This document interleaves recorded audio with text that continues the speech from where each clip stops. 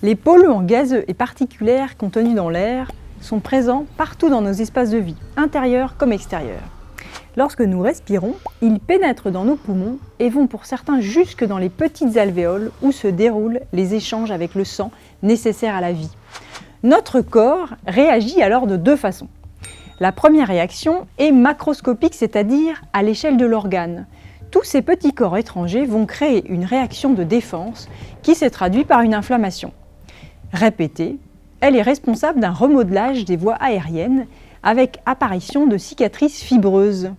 Globalement, cela va se traduire par une augmentation des sécrétions de mucus produisant une toux grasse, une dilatation des bronches.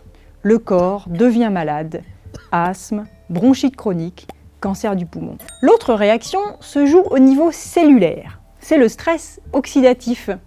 Dans la cellule, les mitochondries produisent de l'énergie grâce à l'oxygène, énergie indispensable au fonctionnement du corps. Cette réaction va émettre des déchets qui sont appelés les radicaux libres. Ceux-ci, en très petite quantité, sont éliminés grâce à des antioxydants. Ces derniers sont apportés par l'alimentation, la vitamine C, que l'on trouve dans les fruits et les légumes, la vitamine E, les olives, le maïs, les noisettes, les noix, et le bêta-carotène, la carotte, et bien sûr les légumes verts. Mais les antioxydants peuvent aussi être produits par le corps et ce sont ce qu'on appelle les enzymes. Lors d'un déséquilibre entre oxydants et antioxydants, un nombre important de radicaux libres est relâché. Ces derniers deviennent alors toxiques à plusieurs niveaux. Ils abîment l'ADN, entraînant potentiellement la mort cellulaire, mais agissent également à distance en déclenchant des réactions inflammatoires ou endommageant les membranes tissulaires. C'est le cas au niveau des vaisseaux sanguins. Cela entraîne une dysfonction de la paroi.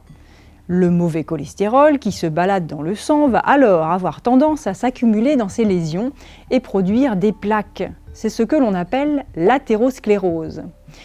À terme, ces plaques d'athérome peuvent être responsables d'accidents vasculaires ou d'infarctus.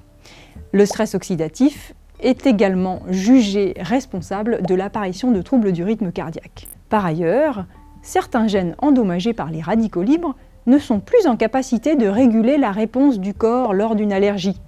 Il est alors observé une augmentation des sensibilisations vis-à-vis des allergènes, majorant notamment les allergies au pollen.